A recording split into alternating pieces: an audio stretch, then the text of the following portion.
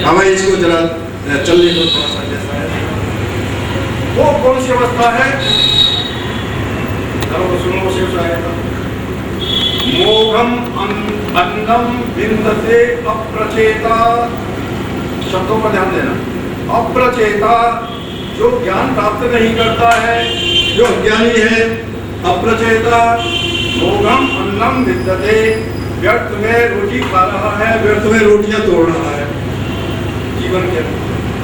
जो अप्रचेता है, जो ज्ञान प्राप्त नहीं करता है, वो व्यर्थ में ऐसे रोटी खा करके पशु भी जी रहे हैं, पक्षी भी जी रहे हैं। केवल अन्न खा करके जीने की बात जो है वो पशु पक्षियों में भी, लेकिन ज्ञान विशेष जो है वो मनुष्यों में, प्राणियों में। मोघम अन्नम विन्दते अप्रचेता सत्यम ब्रवीमि पद इत्तस्य। मैं सच कहता हूँ, परमात्मा कह रहा है अपनी तरफ से, मैं सच कह रहा हूँ। वह अपनी आत्मा का हनन कर रहा है, वध कर रहा है। वध और हनन शब्द है क्या तुम्हें? जो जीवन के अंदर ज्ञान प्राप्त नहीं करता है ना, ज्ञान की तरफ प्रयत्न नहीं करता है, वह भी आत्महनन कर रहा है। क्योंकि ज्ञान जो है वो आत्मा की भूख है। जो ज्ञान नहीं देता वो भी आत्मा का हनन कर रहा है, और जो आत्मा के द्वारा कर्म नहीं करता, श्रेष्ठ कर्म नहीं करता, वो भी आत्मा का हनन कर रहा है जीवन के अंदर। इसलिए संसार के अंदर ये कर्म कौन करता है? ये कर्म परमात्मा नहीं करता, पाप पुण्य के कर्म। ये पाप पुण्य के कर्म कौन करता है? जीवात्मा करता है। और जीवात्मा के लिए उपदेश दिया जाता है कि तुम पाप के कर्म मत करो, तुम शुभ कर्म करो। अब बताइए, वेद के अंदर जो विधि वाक्य और निषेध वाक्य है वो किसके लिए है? परमात्मा के लिए है या जीवात्मा के लिए? वेद में जो कहा कि अजाम मांसी, बकरी को मत मारो, अभिम मांसी, भेड़ को मत मारो, मां हिंसात एक शपथ पशु, घोड़े गधों को की हत्या मत करो, मत मारो इन पशुओं को। और अनागो हत्या, वही भीमा निर्पराध प्राणियों की हत्या करना बुरा है। अब ये उपदेश किसके लिए दिया जा रहा है? कौन दे रहा है, किसके लिए दे रहा है? क्या ये परमात्मा के लिए कहा जा रहा है वेद के अंदर? अक्षय मादिव्या, जुआ मत खेलो, ये निषेध वाक्य किसके लिए कहा जा रहा है? परमात्मा के लिए। परमात्मा जुआ खेलता कहीं? उसके लिए नहीं है। किसके लिए है? जीवात्मा जुआ खेलता है ना, ये पतन की तरफ चला जाता है, उसके लिए निषेध है। ऐसे वेद के अंदर अनेक निषेध वाक्य भरे पड़े हैं कि इन बातों को मत करो, और विधि वाक्य भी है, इन बातों को तुम करो।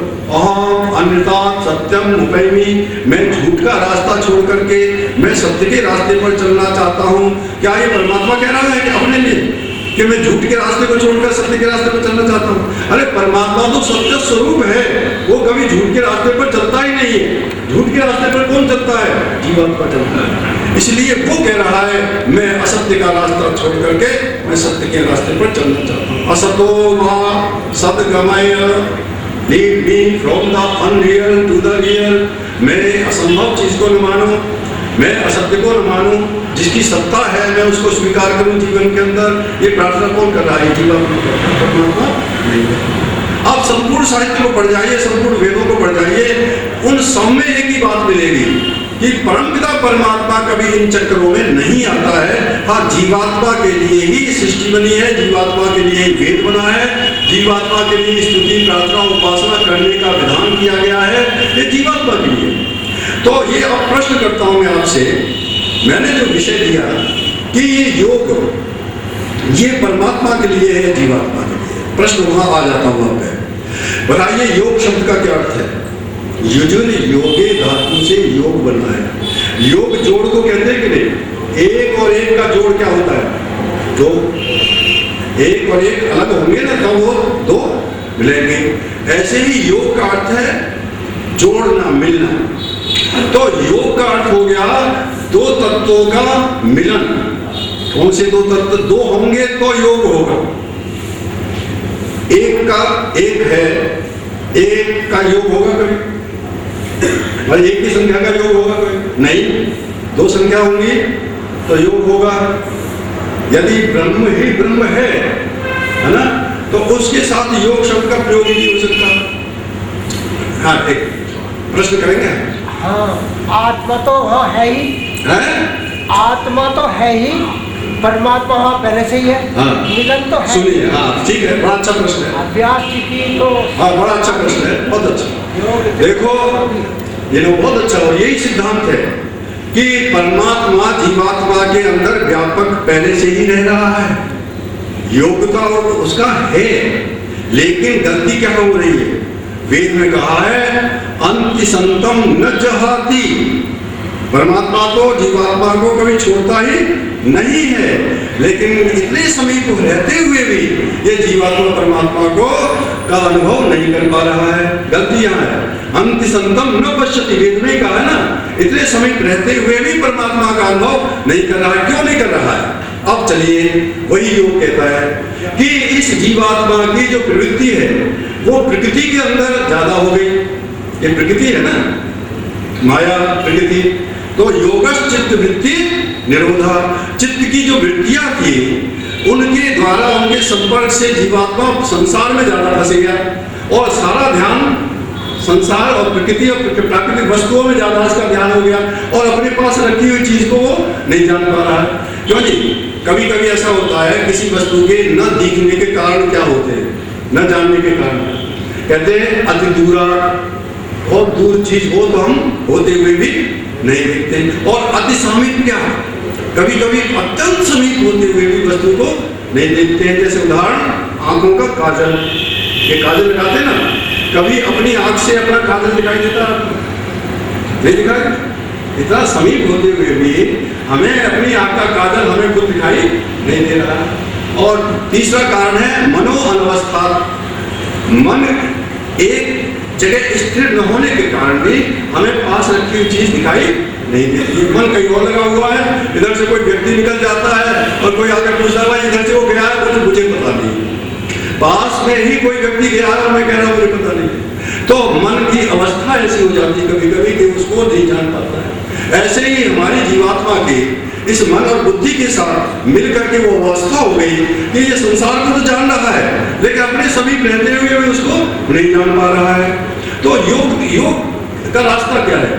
योग ये कहता है कि भाई देखो, आपने कभी स्फटिक मणि का देखा ना, स्फटिक मणि जो होती है बिल्कुल व्हाइट कलर की होती है, हमारे शिवलिंग है स्फटिक मणि की जम्मू में पड़ी। स्फटिक मणि का क्या होता है कि आप उस मणि के इस साइड में आप ग्रीन लाइट जला दीजिए, है ना, ठीक है, और इधर रेड जला दीजिए। तो जब आप ग्रीन लाइट को बुझा दोगे तो उसमें रेड लाइट उसके अंदर दिखाई देगी, पारदर्शिता, और जब रेड को बुझा दोगे तो उसमें ग्रीन अंदर दिखाई देगी, ठीक है ना।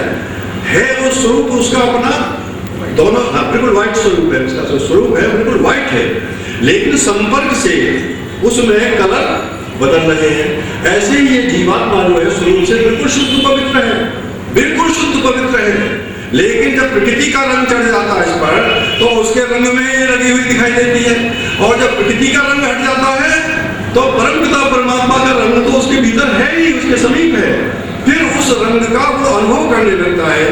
लाली मेरे लाल की जित देखो जित लाल, लाली देखकर मैं गई मैं भी हो गई। उस समय जीवात्मा परमपिता परमात्मा के आनंद का जब अनुभव करता है वही योग की अंतिम अवस्था है, उसको कहते हैं वह योग की अवस्था है जो महर्षि पतंजलि ने जिसका वर्णन किया है। महर्षि पतंजलि ने यही बताया है कि यही जीवात्मा ये प्रकृति में जब फंस कर चला जाता है तो अविद्या, अस्मिता, राग, द्वेष, अभिनिवेश आदि क्लेशों में फंसता चला जाता है, और ज्ञान के द्वारा, समाधि और साधना के द्वारा उनसे जब निकल आता है तो क्या होता है? तदा द्रष्टु स्वरूपे अवस्थानम। क्या बढ़िया सूत्र है, कहते हैं योग का फल क्या मिलता है। तो इसके दो भाष्य मुझे मिले, अब देखो महर्षि का भाष्य देखो और अन्यों का भाष्य देखो। अन्यों ने ये भाष्य किया है जीवात्मा योग साधना के द्वारा द्रष्टु, जीवात्मा स्वरूपे अवस्थानम, अपने स्वरूप में स्थित हो जाता है।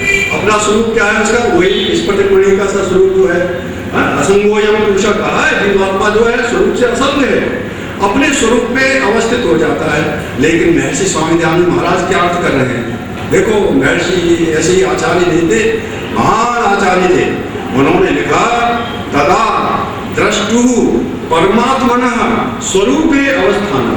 उस समय जब प्रकृति से जीवात्मा का संपर्क टूट जाएगा, है ना, और चित्त की वृत्तियां बिल्कुल रुक जाएंगी, तब यह जीवात्मा परमात्मा के स्वरूप में अपने को अनुभव करने लगेगा, उसके आनंद का अनुभव करने लगेगा। उस अवस्था का नाम योग है। उस समय दोनों के मिलन के अनुभव का नाम योग है। माने जीवात्मा परमात्मा के मिलन का जो नहीं कर पा रहा है अभी तक, होते हुए भी इतना समय, और उसके आनंद का अनुभव नहीं कर पा रहा है, जब साधना के द्वारा उस आनंद का अनुभव करने लगेगा तो उसका नाम योग है। दो तो तब भी रहेंगे, ये नहीं कि दो खत्म हो जाते हैं, उस अवस्था में भी दोनों लोग, जैसे अग्नि का लोहे का गोला है, इस लोहे के गोले को आप आग में डाल दो, जब आग में डालोगे तो लोहे का गोला कैसे दिखाई देगा? बिल्कुल लाल लाल रेड कलर का दिखाई देगा कि नहीं, है ना? आप कहोगे वो अग्नि है, अग्नि का अंगारा बन गया, ऐसा ही कहोगे ना उस समय। लेकिन वास्तव में तब भी वो दोनों एक नहीं है। आप उस अग्नि के लोहे के गोले को अलग निकाल कर रख दो, फिर वो वैसा का वैसा ही काला काला दिखाई देगा। उस अवस्था में दोनों एक नहीं हो जाते, उस अवस्था में दोनों अलग अलग उनका अस्तित्व बना रहता है। तो उस अवस्था का नाम योग है। तो भाइयों और बहनों, मैं ये बताना चाहता हूँ, समय तो निकल गया बात करते करते, हाँ। अब मैं इसको समाप्त करता हूँ कि सही बात यह है कि संसार में ईश्वर, जीव और प्रकृति तीनों की सत्ता है और तीनों नित्य है। इसमें से एक को निकाल दोगे तो दुनिया समझ में आपको आएगी। एक को निकाल दो, प्रकृति को निकाल दो, तो फिर देखो क्या जीवात्मा निराकार, परमात्मा निराकार, कैसे दुनिया को कैसे देखोगे? अच्छा, परमात्मा को निकाल दो तो फिर सृष्टि किसने बनाई, ये प्रश्न खड़ा ही रहेगा। और जब जीवात्मा को निकाल दोगे तो फिर प्रश्न खड़ा हो जाएगा, ये सृष्टि किसके लिए बनाई? यदि जीवात्मा को निकाल दोगे बीच में से तो प्रश्न खड़ा हो जाएगा कि सृष्टि किसके लिए बनाई? तो ये हलवाई की दुकान है, हलवाई की दुकान पर दूध भी रखा है और चीनी भी रखी है, रखा है कि नहीं? और हलवाई नहीं है बनाने वाला, तो क्या मिठाई बनेगी? नहीं बनेगी। चलो हलवाई है लेकिन चीनी और दूध नहीं है, तो क्या हलवाई मिठाई बनाएगा? बन सकती है बिना चीनी दूध के? नहीं बन सकती। अच्छा चलो हलवाई ने मिठाई बना भी ली, है ना, लेकिन उसको खाने वाला कोई नहीं है, मिठाई बोल लेने वाला कोई नहीं आता, तो दुकान चलेगी? यही चीज है, संसार के अंदर तीन तत्वों की आवश्यकता है। वस्तु की आवश्यकता है, बनाने वाले की भी आवश्यकता है, और जिसके लिए बनाया जाता है उसकी भी आवश्यकता है। इसी को त्रैतवाद कहते हैं। महर्षि दयानंद ने इसी यथार्थ दर्शन को हमारे सामने रखा है और इसमें ही सच्चाई हमें प्रतीत हो रही है। परम पिता परमात्मा हर दृष्टि में हमारा पिता है, हम उसके पुत्र हैं। वो हर दृष्टि में हमारा उपास्य है, हम दृष्टि में उसके उपासक हैं। संसार के अंदर उसकी उपासना करने वाले हैं। इसलिए हम और परमात्मा कभी एक नहीं होंगे, न एक थे, न एक हैं, न एक कभी होंगे। वह हमेशा हर दृष्टि से महान ही रहेगा, हम इस दृष्टि से उसे छोटे ही रहेंगे अपने जीवन पर। तभी हमारा सिर उसके सामने झुकेगा, अन्यथा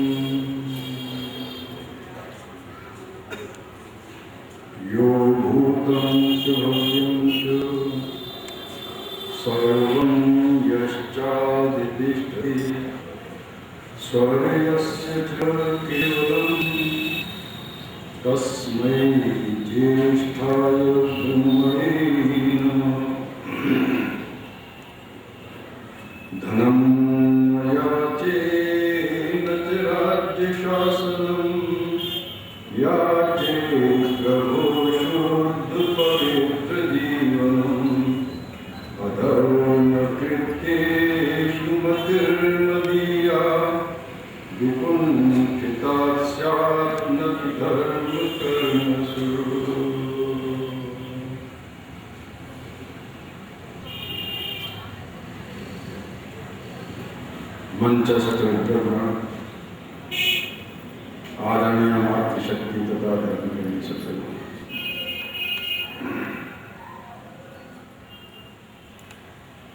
परमपिता परमात्मा ने जब सृष्टि की रचना की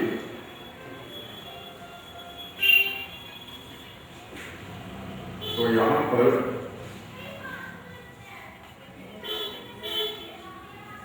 नर और मादा दोनों को पैदा किया। आप पक्षियों में देख लीजिए, उनमें भी नर और मादा दोनों मिलेंगे। आप पशुओं में देख लीजिए, नर और मादा मिलेंगे, और मनुष्य में भी। हमारी सृष्टि के अंदर परमपिता परमात्मा ने नारी को भी पैदा किया और नर को भी, क्योंकि इन दोनों के मिलन से ही सृष्टि आगे चलती है। इसलिए जीवन का जो उद्देश्य है हमारा कहाँ से प्रारंभ होता है? शैशवे अभ्यस्त विद्या। बचपन में लड़की हो चाहे लड़का हो, वो पहले विद्या का अभ्यास करे, खूब पढ़े, खूब लिखे, खूब शुद्ध करे। जब कवि कालिदास ने रघुवंश नाम का काव्य लिखा तो वह प्रारंभ में लिखता है, शैशवे अभ्यस्त विद्या यौवने विशेषण वार्धक्ये मुनिवृत्ति नाम योगे नामते तनुच्छेदम रघुनाम अन्वयम मोक्षे। मैं ऐसे रघुवंशियों का वर्णन कर रहा हूं जो बचपन में विद्या पढ़ा करते थे और उसके बाद फिर गृहस्थाश्रम में जाते थे, और गृहस्थाश्रम में पूरा हो जाता था तो फिर वार्धक्य मुनिवृत्ति नाम, फिर वो वानप्रस्थी बन जाते थे, मुनियों की वृत्ति धारण कर देते, और अंत में योगे न अंतिम तनुच्छेदम, योग साधना के द्वारा समाधिस्थ होकर के अपने शरीर का त्याग करते थे। ऐसा रघु का वंश था, ऐसा राम का वंश था। कहने का तात्पर्य यह है कि संसार के अंदर परमपिता परमात्मा ने जोड़े पैदा किए और इनमें ही परस्पर एक विवाह होता है। कोई अविवाहित रहे, विवाह न करे, ऐसा मुझे वेद में भी नहीं मिला, मुझे तो कोई प्रमाण नहीं मिला कि कोई अविवाहित जानबूझकर रहे या वेद आदेश देता है कि तुम शादी मत करो। वेद ये कहता है इन्हें बस तुम इस गृहस्थ आश्रम में ही रहो, गृहस्थी बनकर मां व्योष्टम, आपस में व्युक्त मत हो, कीडंतो पुत्री नृत्य, अपने पुत्रों से खेलते हुए, नृत्य नातियों से खेलते हुए, कीडंतो पुत्री नृत्य मोद मानो, प्रसन्न चित्त होकर के और कल्याण के रास्ते पर तुम चलते रहो। तो वेद कहता है गृहस्थ आश्रम में रहो, यही अपने गृहस्थ आश्रम के कर्तव्यों को निभाओ और अपने संतान से, अपने नातियों से खेलो, प्रसन्नता का प्राप्त करो। फिर वेद कहता है गृहा मां विभीत, गृहस्थ आश्रम में जाने में डरो मत कि घर में जाकर के गृहस्थी बन करके पता नहीं कैसा जीवन बीतेगा। गृहा मां विभीत, मां वेकत्वम, मत कांटो उसमें जाने के लिए। ऊर्जम विभ्रत एवसी, इसमें जाने के लिए शक्ति को धारण करो। एक विल पावर होनी चाहिए गृहस्थी के जीवन में। ऊर्जम विभ्रत एवसी, ऊर्जम विभ्रत वह सुमना सुमेधा गृहान एवं मनसा मोह माना। अपने गृहस्थाश्रम को ऐसा बनाओ कि हम अपने गृहस्थाश्रम में, अपने घर में जब बाहर से हम आए तो घर में आकर के मन प्रसन्न हो जाए, अपने घर के वातावरण को देख करके। और गृहान एवं मनसा मोद माना। और कोई व्यक्ति हमारे परिवार में हमसे मिलने के लिए आए तो हमारे परिवार के वातावरण को देख करके, माहौल को देख करके, उनके व्यवहार को देख करके उसका मन गदगद हो जाए। क्या सुंदर, क्या आर्य परिवार है, क्या श्रेष्ठ परिवार है। तो कहते हैं अपने परिवार को ऐसा बनाओ। और फिर एक मंत्र में कहा तंतुम तंतुम दरसा भान मन में, गृहस्थाश्रम के ताने बाने को ढूंढते हुए भानु मन में प्रकाश की तरफ चलो, ज्ञान की तरफ चलो। आपके हमारे परिवार में कोई अज्ञान या अविद्या की बात नहीं पूछनी चाहिए। हम प्रकाश की तरफ चले, ज्ञान पूर्वक कर्म करें। भानु मन ही ज्योतिष्मतः पथो रक्षक दिया प्रदान। जो ऋषि मुनियों ने बुद्धिपूर्वक जो प्रकाश का रास्ता हमारे लिए बना दिया है, ज्योतिष्मतः पथो रक्षक दिया प्रदान, तो उन ऋषि मुनियों के ग्रंथों का स्वाध्याय करो। गृहस्थ आश्रम में रह करके स्वाध्याय अवश्य करो, अच्छी किताबों का रह करके। और अनुरूणम वैद जो रूपानुपा, जिस रास्ते पर महान पुरुष गए हैं, उलझन रहित ऐसे श्रेष्ठ मार्ग का अनुसरण करो। अपने जीवन के अंदर महान पुरुषों के श्रेष्ठ कर्मों के पीछे चलो, उनका अनुसरण करो। और मनोभव, ये मनोभव शब्द का अर्थ वस्तुतः मनुष्य बन ये नहीं है। मनो अवबोधने धातु है। मनो ज्ञाने, मनो अवबोधने, माने तुम ज्ञानी बनो। मनोभव का अर्थ क्या है? तुम ज्ञानी बनो। जीवन के गृहस्थ आश्रम में रह करके तुम ज्ञानी बनो, अज्ञानी मत बनो। जब ज्ञानी बनोगे तो कभी भी गलत बातों में नहीं फंसोगे। ज्ञान तो मनोभव। और जनय दिव्यम जन्म, संतान पैदा करो तो दिव्य संतान पैदा करो, श्रेष्ठ संतान पैदा करो। जनय पैदा करो, दिव्यम श्रेष्ठ जन्म संतान, श्रेष्ठ संतान बनाओ। इस गृहस्थाश्रम का उद्देश्य ये है कि हम इस गृहस्थाश्रम में आते हैं तो हमारे एक उद्देश्य ये बनता है कि हम अच्छी संतान का निर्माण करें। अच्छी संतान बन जाती है तो घर का उद्धार हो जाता है, हमारा मन भी प्रसन्न रहता है। और ये संतान नहीं बनती है। आज गलती ये हो रही है, अखबारों में बार बार आ रहा है, रईस जादव ने ये कर्मकांड कर डाला, रईस जादव ने बलात्कार कर डाले, रईस जादव ने कार के नीचे इंस्पेक्टर को मार डाला, रईस जादव ने रात भर जाग करके ये कांड कर डाले।